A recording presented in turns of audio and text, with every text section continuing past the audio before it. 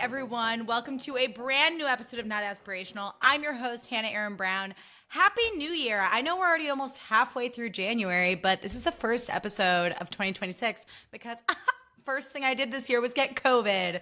So I had to miss last week. So thank you all for bearing with me. I have missed you all so much. And do not get me wrong. Having Jake on was a blessing. Having my dad on was truly the biggest gift. But we haven't gotten to just like shoot the shit, just us, in a while. And we have so much to catch up on. So I'm really, really excited. So first of all, I hope everyone's having a great New Year so far. If you're doing dry January, I hope you're having a lovely time. I am not doing dry January this year. I've done it twice.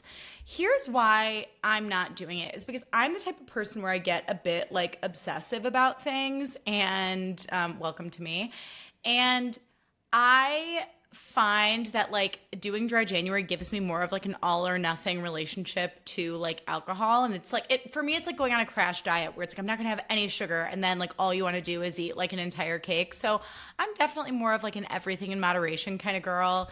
And I have so few vices in this life. Like I love drinking and that's showbiz. So dry January is not for me, but if you're doing it, I hope you're feeling amazing. I had a great holiday. Christmas was lovely. It was so nice. My dad and his partner Susie came to town, and it was just really low key and chill. We went to a nice dinner Christmas Eve at Petite Trois in the Valley, which I'm a huge fan of going to a nice dinner on Christmas Eve. Like, especially if you're going to host Christmas Day, I think it's nice to have one holiday meal that you just know you're not going to have to cook. So huge fan of going out to dinner for Christmas Eve. And then Christmas Day, we just hung out at the house. We watched movies. While they were in town, we went out to eat a ton, went bowling, chilled. They stayed at an Airbnb. So we had some like nice recharge time in the middle of activities. Oh, and also their last night here, we went to the Magic Castle.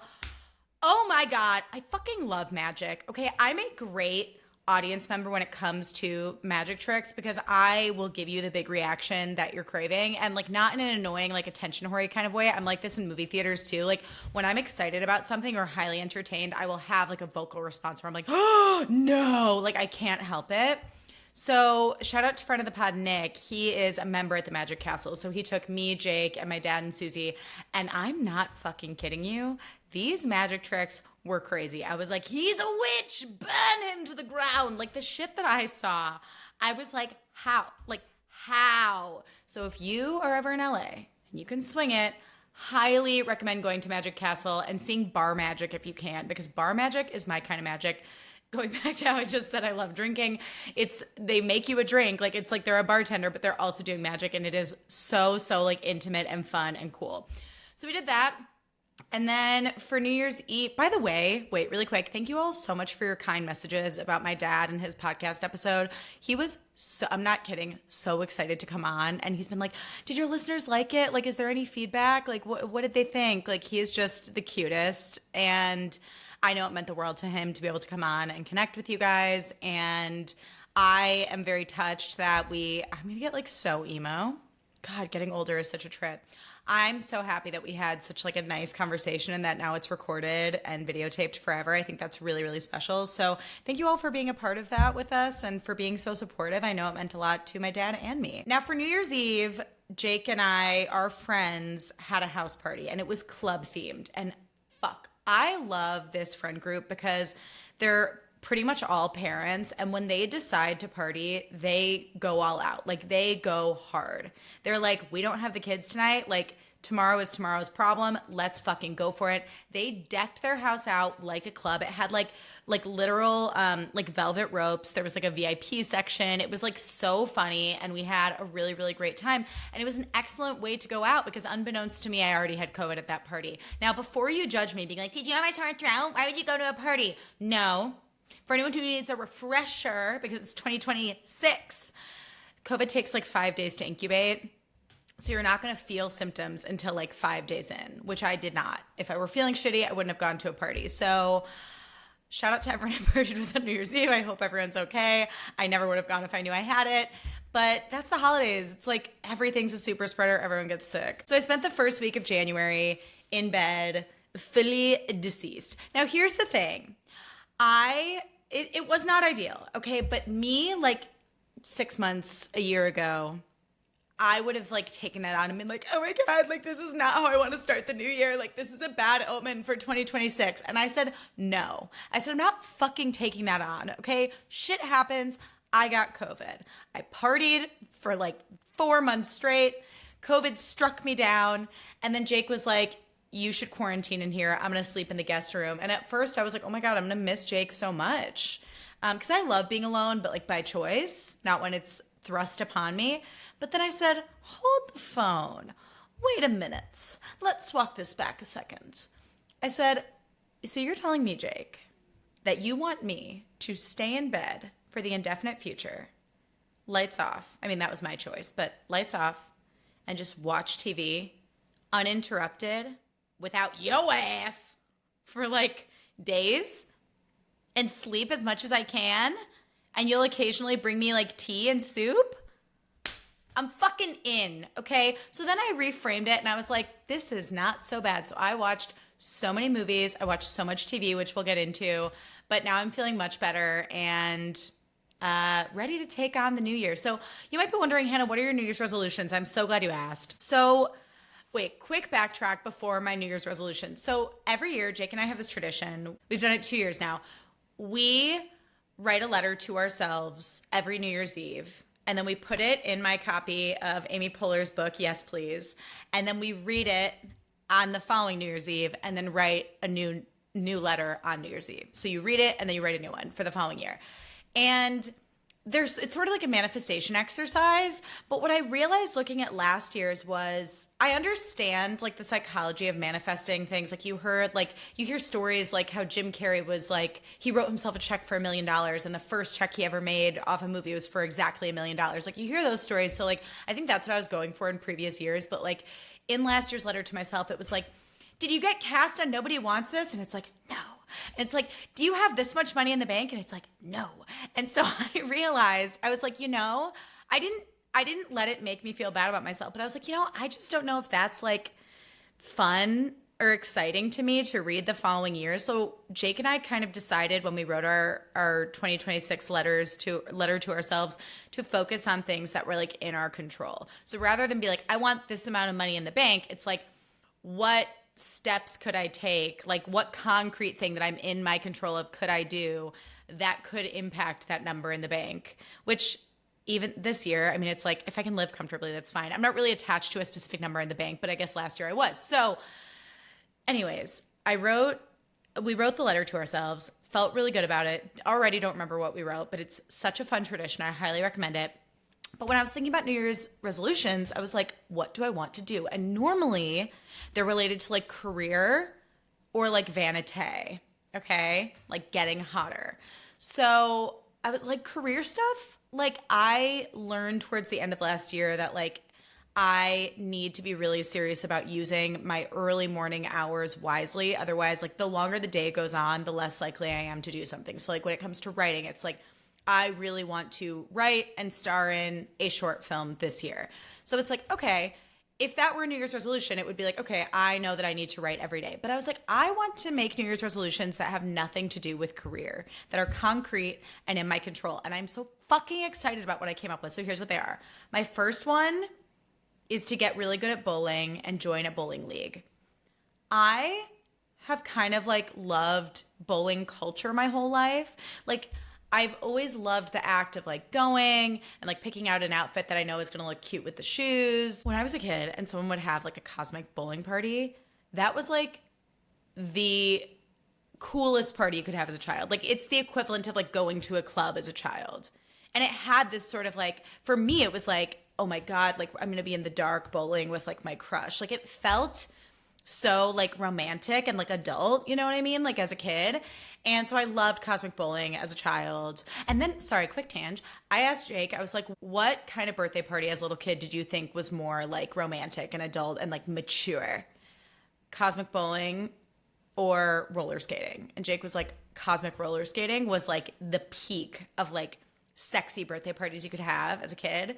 And then second place was cosmic bowling. Anyway, that said, I've had a passion for bowling for a long time. Also, it's like no other sport encourages you to like sit and drink beer for like most of the game. So that's cool too. But I decided that I wanted to get really good at bowling. And we have a friend who works at a bowling alley, so we've been going more often.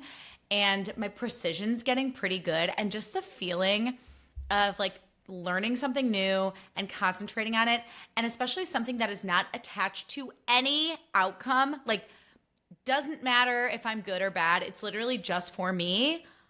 I mean, what a fucking high. This is why people have hobbies. Like, I'm just realizing now, as someone who's really never had a hobby apart from like pop culture and reality TV, this is why people have hobbies. So I want to get good at bowling in 2026, and I want to join a bowling league. It's looking like this summer I'm going to join a league with Jake and then my sister-in-law Abby, and then fingers crossed our friend Michael can do it. But I think it'll be really, really fun. And then my other New Year's resolution is to get good at folding a fitted sheet. Which like might not take me the full year. But that is like a life skill that I always wished I had. I used to just ball them up. Then within the last year, I got like as far as like tucking the corners into the corners. But I was like, I want to get so good at folding a fitted sheet where people look at me like someday my child will look at me and go, holy shit, Mom, how did you do that? That's gorgeous. Can you teach me? That's beautiful. Stunning. Like I want to be good at wrapping gifts, which is still a work in progress. I didn't get better this holiday season, but getting good at folding a fitted sheet, I think, is like a life skill, a very like chic adult woman skill that I would like to possess. So those are my 2 New Year's resolutions, and I feel really, really excited about them. Other life updates, we got an apartment. Moving sucks. We're in the thick of moving. I don't know if you guys can tell, my house is like pretty empty. We've sold a lot of our shit. It's been a little bit emotional. There's all these boxes here. The whole table in front of me is cluttered with crap. Like living in disarray and clutter is true hell for me. And I think I'm kind of like type B presenting, but I am very organized. I really like things being neat and tidy and aesthetic. I do not like chaos. I can't fucking stand when I lose stuff. So the disarray of moving is a lot, but we got a place that we love. We're so excited. It's in actually a neighborhood in LA that I used to live in when I first moved here. And when I lived there, though, I can't remember if I already told you guys this, so sorry if I'm repeating myself. It's been a few weeks. But when I lived in this neighborhood, I loved the neighborhood itself, but I was like 27. I was so broke. I was working in restaurants. I had a roommate who had a boyfriend who was like super horrible to me. And like, even though she had her own bathroom, he would like purposely pee in my toilet and leave the seat up, like sociopathic shit like that. So it just like was not the best living situation. And our apartment was like a sterile box.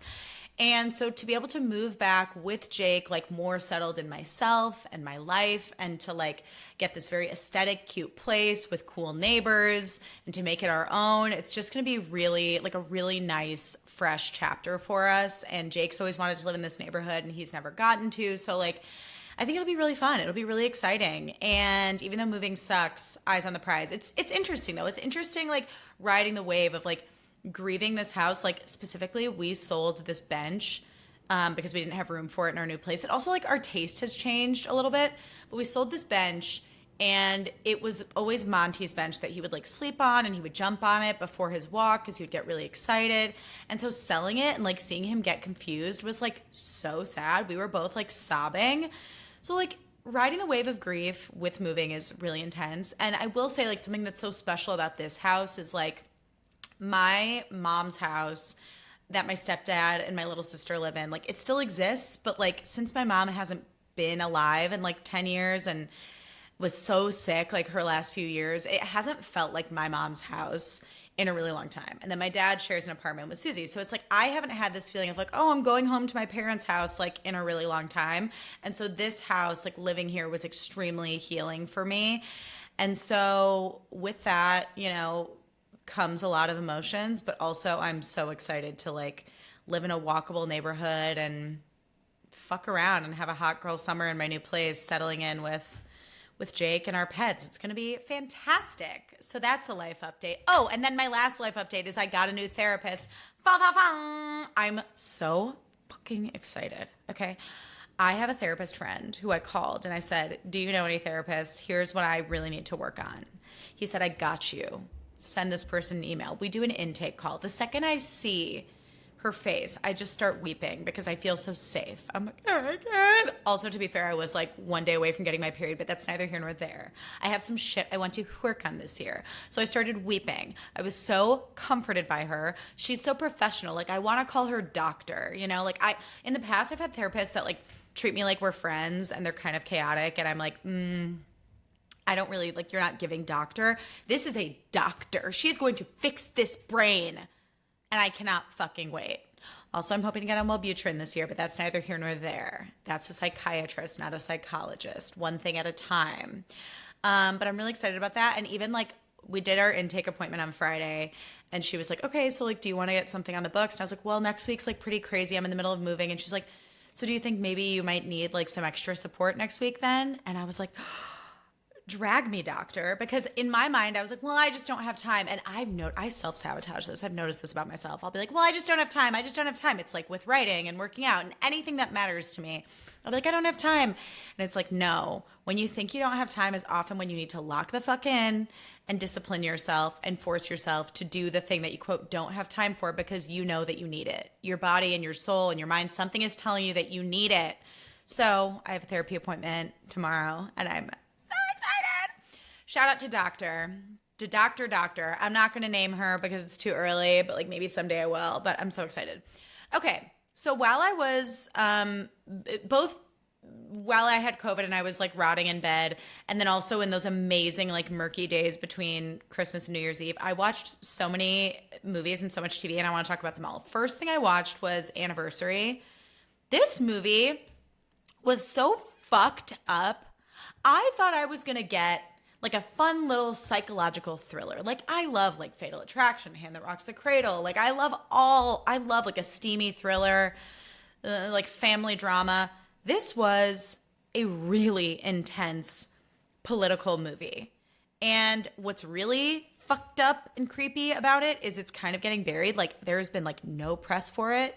And I think that this movie really points to what's going on in the US right now under this administration, and the filmmaker is actually Polish. So anyway, the movie, the cast is insane. It stars Diane Lane, Kyle Chandler, Phoebe Dynevor, Zoe Deutsch, Dylan O'Brien, and then a couple other people who are really good. McKenna Grace, and then like two other actors whose names escape me, but they were really good too. And it starts with Diane Lane is like a professor at a university and she teaches like politics at Georgetown. Okay, so she's a smart lady, highly respected, has this gorgeous family. It starts with her anniversary party with Kyle Chandler. They're this gorgeous, wealthy family. And their son, Dylan O'Brien, brings his new girlfriend, Phoebe Dynevor. Well, it turns out Phoebe Dynevor's character was Diane Lane's student like 8 years ago.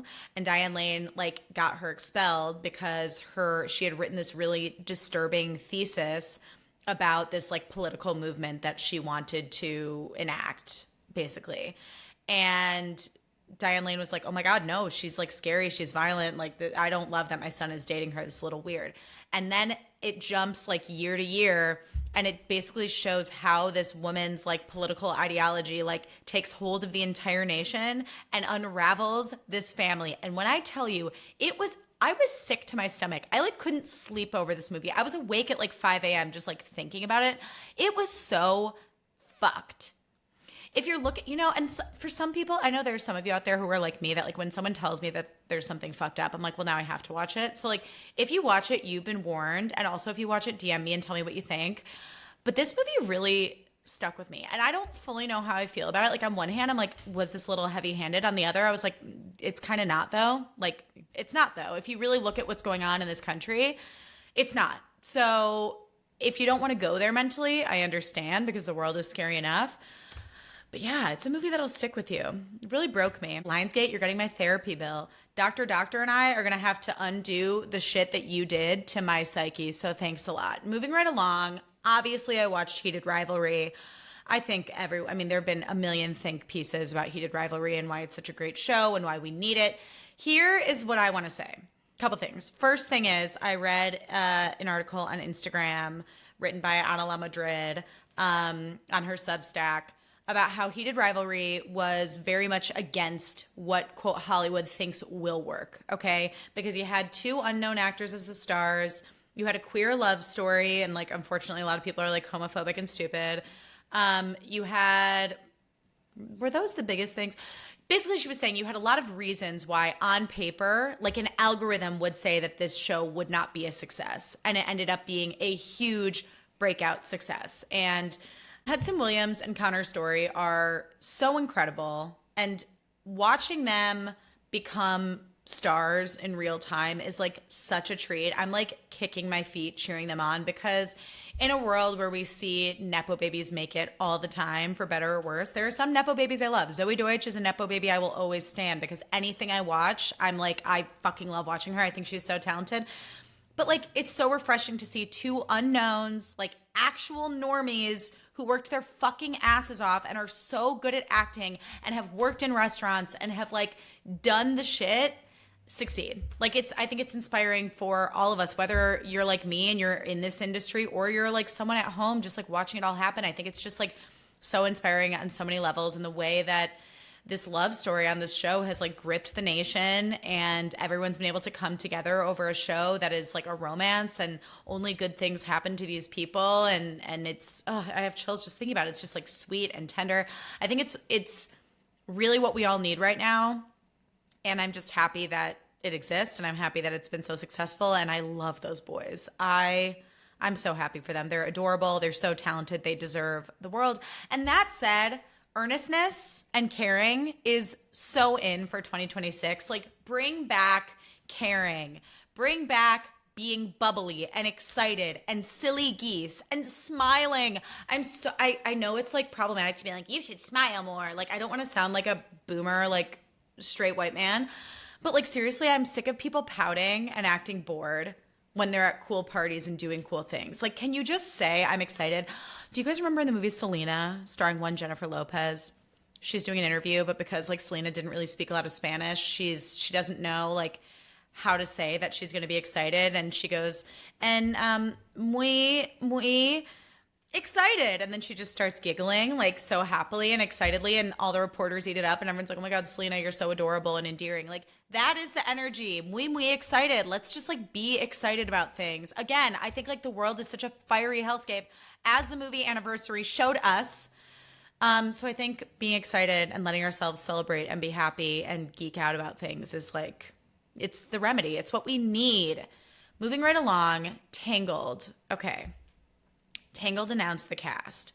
Unfortunately, Rapunzel's name does escape me, but the big thing for me is that Milo Manheim is playing Flynn Rider. Oh! Milo Manheim has catapulted me straight into my cougar era. I'm 34. I think he's like 24. God, he's cute. He is so cute, and he's so talented, and I just cannot think of a better Flynn Rider. I really cannot. Like, what a fucking gift. He just has that like cute, but also a little dorky, goofy, like he just is Flynn Rider. And like, what a gift that we get to watch him be Flynn. And then I saw on Just Jared, I got kind of blue-balled by Just Jared because I saw like a side-by-side of Katherine Hahn and Mother Gothel, and it was like, Katherine Hahn in talks to play Mother Gothel. And I was like, what? At first I thought it was a casting announcement, hence the blue balls. But like, if we get Milo Manheim as Flynn Rider and whatever lovely gal they got for Rapunzel, and then Katherine Hahn as Mother Gothel, we are eating good in the neighborhood, y'all. I will cry. I'm not kidding. I will cry. Can you imagine Katherine Hahn being like, mother knows best, listen to your mumsy? I love that song.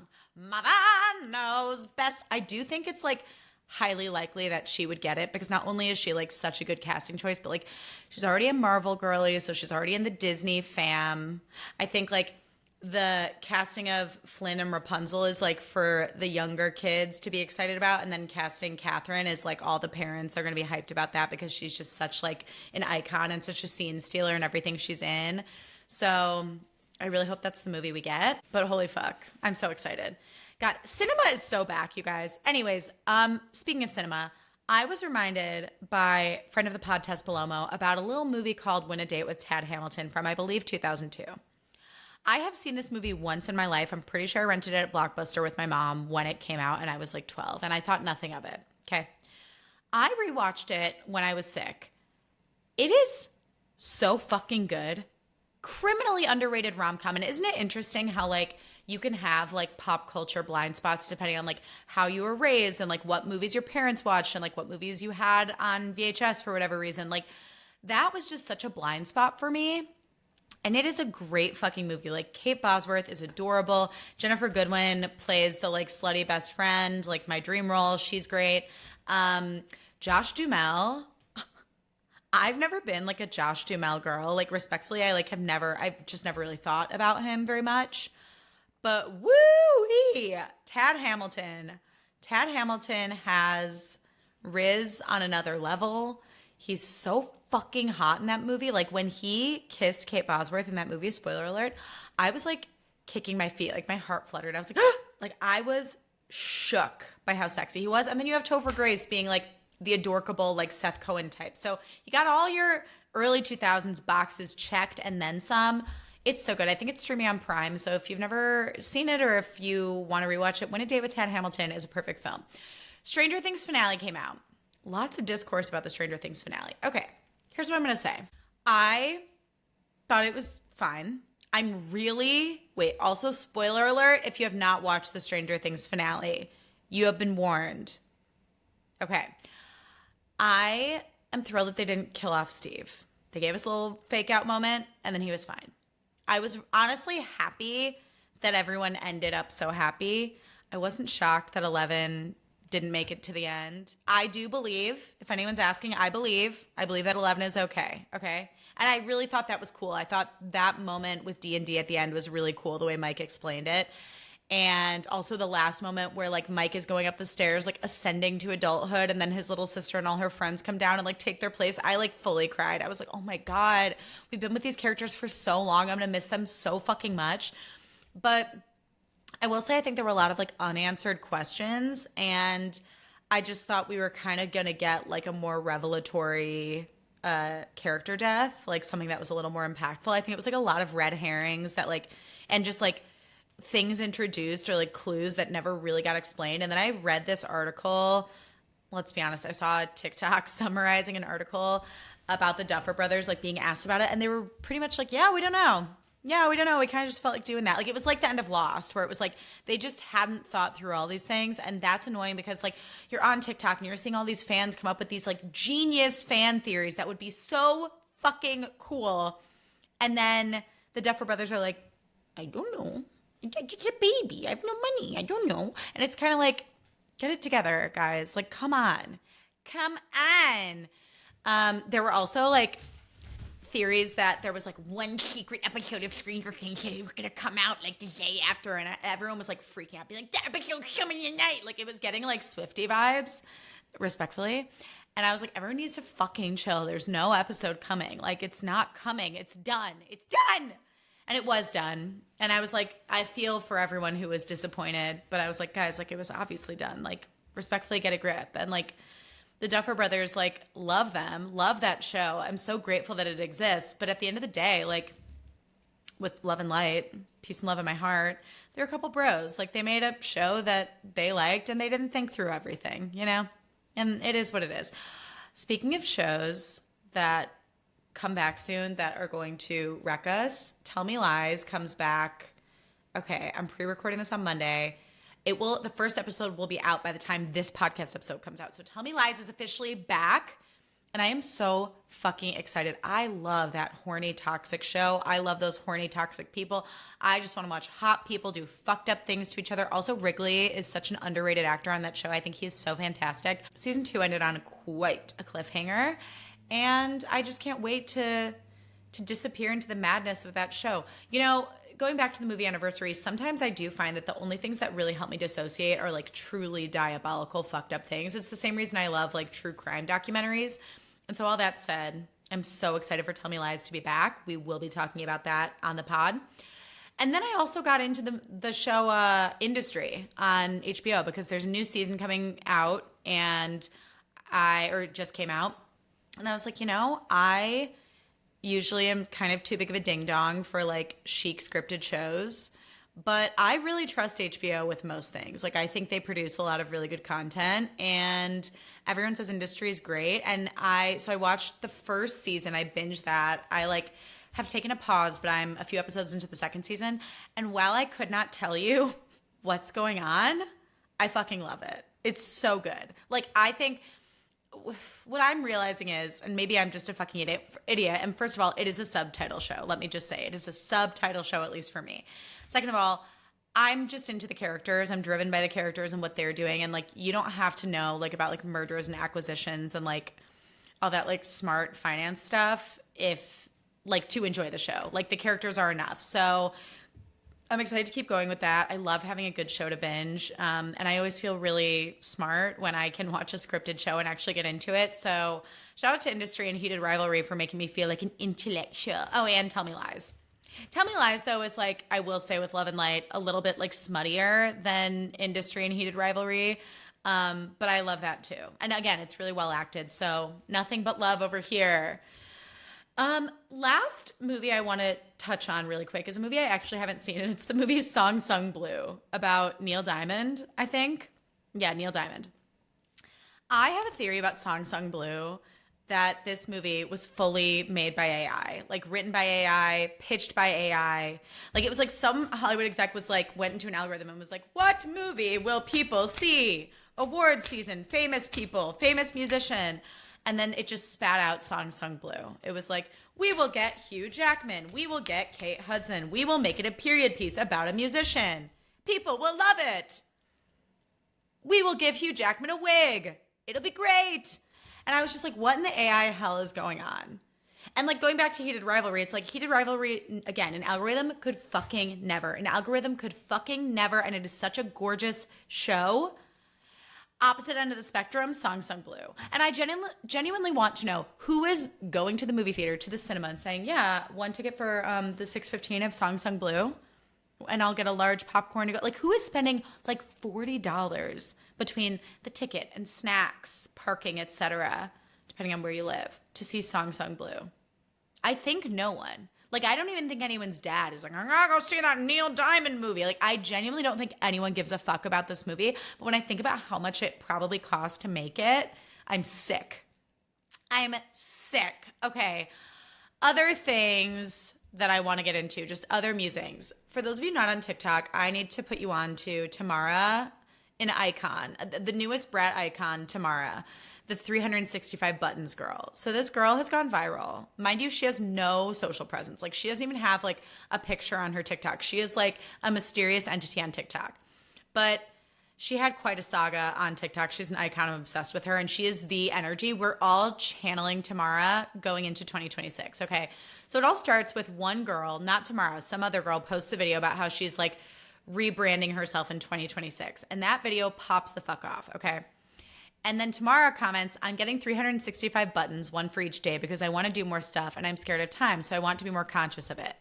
And then someone comments back and says, what is 365 buttons? And then Tamara says, one for every day. And then someone else says, yes, queen, but what do you mean buttons? Like, to wear? And then Tamara says, just to see how quick days pass and to remind myself that time passes and I just have fun and to do a lot of stuff. And someone says, what are you doing with the buttons every day, is what they're asking. Are you putting them in a jar? Are you wearing them? And she says, Tamara, the woman that you are, the person that you are, I don't know who you are, says, hey, so it actually only has to make sense for me to do it, and I don't feel like explaining it to anyone else. That is everyone. That is a mantra. That is our 2026 mantra. I'm going to repeat it for you. Hey, so it actually only has to make sense to me for me to do it, and I don't feel like explaining it to anyone else. Me, when people ask me why I have a crush on Ben Affleck and Austin Kroll, okay? Then someone else says, LMAO, people are just asking what you plan on doing, like literally and physically with the buttons, and are prob just trying to get ideas to help themselves. And then Tamara says, I don't know, and I don't have to know, okay? I just want to carry around a button every day. And someone else says, no disrespect, this is the funniest thing I've ever read. And then someone says, following for updates. And Tamara says, there will be none. And then someone said, I'm such a big fan of your work. Tamara says, girl, what work? Someone says, what are you doing with the damn buttons? She goes, I'm not telling you. And then someone goes, button series. The people need a sense of community. And Tamara says, no. And then someone's like, Tamara, it's time for you to launch your brand and use your whimsy to gain success. And Tamara says, no, actually, you can leave me alone. What a fucking legend. Tamara had TikTok in the palm of her hand, and she literally just said, fuck off. I don't want to explain why I want to have 365 buttons. I don't want to be well known on this app. I don't want to be successful. I just had an idea that made sense to me that I thought was cute and fun to help me keep track of time. And you're all fucking being annoying and pressing me with stupid questions. And Tamara has a point. Everyone needs to mind their fucking business. Leave her and her buttons alone. Hey, so it actually only has to make sense to me for me to do it. And I actually don't feel like explaining it to anyone else. Fair. Valid. So I want you to think right now, do you have, what is the equivalent of 365 buttons in your life? Like for me, it's often my crushes. Like I don't want to explain them to anyone else. But I think we all, metaphorically speaking, have our 365 buttons and we don't have to explain them to anyone. We can all channel Tamara and just say, you will not be getting any updates. You can actually leave me alone. And it only has to make sense to me. God, brat icon Tamara, shout out to her. Next thing on my list, can we bring back calling people bucko? Move out of my way, bucko. Like that, I think that there is a certain je ne sais quoi to the word bucko that I would really like to bring back. When someone's grating on me, pissing me off, hey, bucko, can you come over here? Or like, you don't want to go there, bucko, okay? It's like a more aggressive way of saying buddy with a condescending tone. And we all know that I curse like a sailor. So I'm trying to find more creative ways to kind of like get in there, get my point across. Bucko. Let's bring it back. Let's go to mentally and emotionally. We're channeling Tamara. We're going to a place of Tamara, and we're calling people bucko in 2026. There was another icon that I saw recently, this guy at Orange Theory. I had never seen him there before, and he looked really confused and out of sorts. Like, he had no idea where the fuck he was. And, like, listen, like, love and light to him. I've been, like, new to like a gym before, even if it's like a class I've taken, maybe it's a different location and you're not sure where things are and you're a little out of sorts. Maybe he's just having a weird day. Like, no judgment on this man, but he truly had no idea where the fuck he was. And the coach kept talking to him, and I don't know like what the coach was saying, but he just kept saying, he was running on the treadmill. He just kept saying, I have no idea. I have no idea. I have no idea. I have no idea. I have no idea. I have no idea. And he did it again on the treadmill. He's like, I have no idea. I have no idea. I have no idea. And I was like, honestly, I'm channeling him too. Sometimes it's just okay to say, listen, I have no idea. I have no idea. I don't fucking know. An icon at Orange Theory.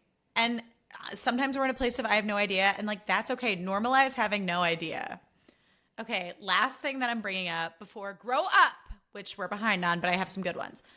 Ashley Tisdale released an article in The Cut about how she like gave up her toxic mom group, basically. And don't say I never did anything for you guys, because I got a trial subscription of The Cut so I could read the article and summarize it for you.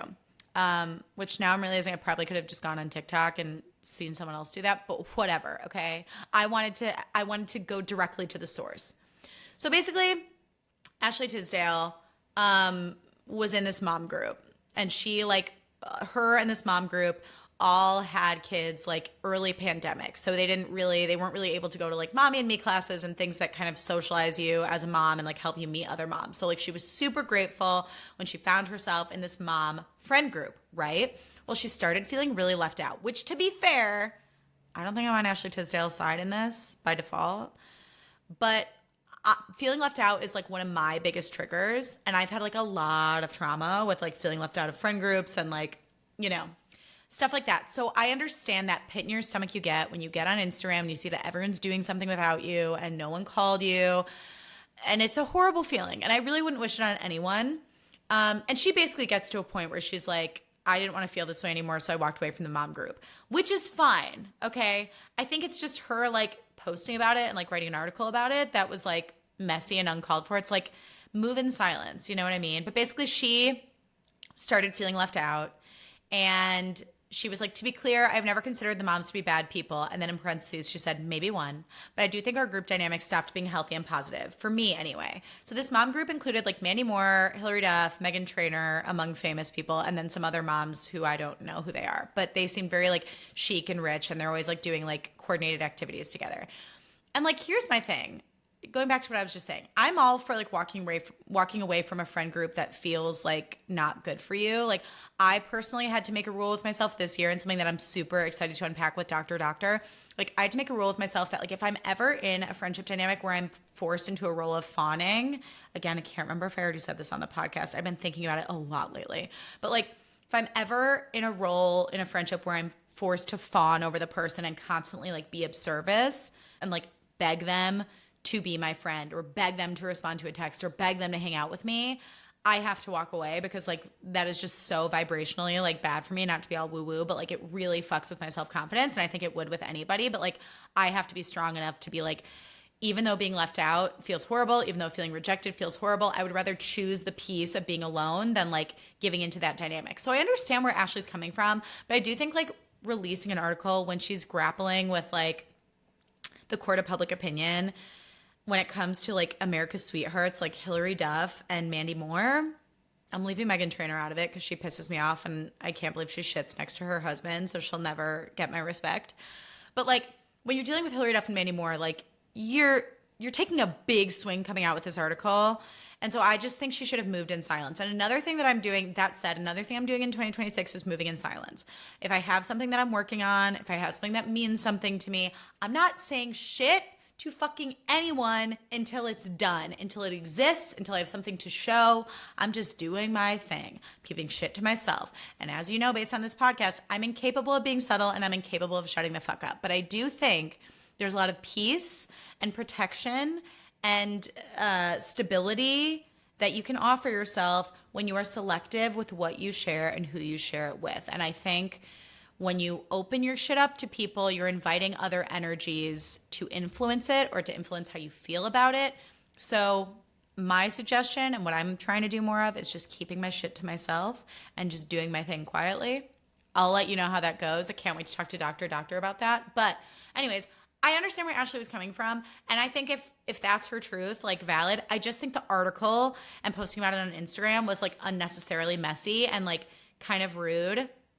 And I also understand the feeling of wanting to like lash out when you're deeply hurt. But I was just like, I would have just done it and not announced it. It's like when people are like, I'm deactivating Instagram, Selena Gomez. And then they get back on and they're like, here I am. It's like, you don't have to announce everything. Just fucking do it. So then Hillary Duff's husband, Matthew Coma, who's a musician, is a messy, messy bitch. This was like Jake coded to me, to be honest.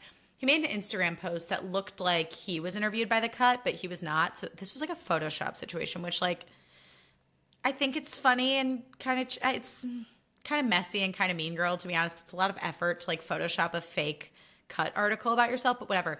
He took a picture copying Ashley Tisdale's exact outfit and pose, and then made it look like The Cut interviewed him, put it on his Instagram with a pull quote that said, when you're the most self-obsessed, tone-deaf person on earth, other moms tend to shift focus to their actual toddlers. Oh, that like gives me chills just to think about it. Like if my ex-friend's husband publicly dragged me like that, I would crawl into a hole and die. I would. But I think Ashley messed with the bulls, so she got the horns. And I do love when a straight man gets petty. Like, again, I think Jake would do something like that for me if I wanted him to.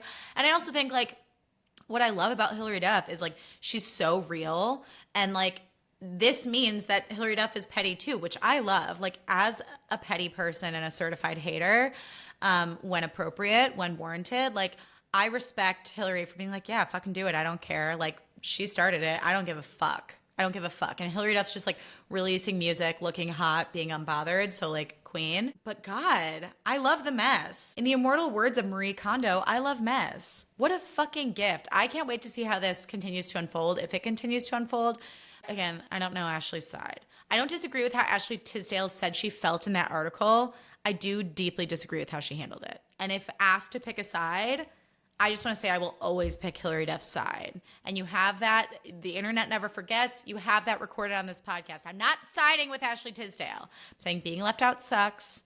And that said, then just shut the fuck up and walk away and make new friends instead of making a big fucking show of it. Because it only validates what Matthew Coma said about her, which is that she's self-obsessed. And like, where's the lie? Show it to me. Okay. In closing, let's get into grow up. First one, obvious. Pushing dry January on people. Again, if you're doing it, live your truth. But people are like, I'm doing dry January. And they act like they're like curing cancer. I'm like, good for you. I took a shit this morning. Like, what else? Grow up. And the second one is not being spatially aware at the grocery store.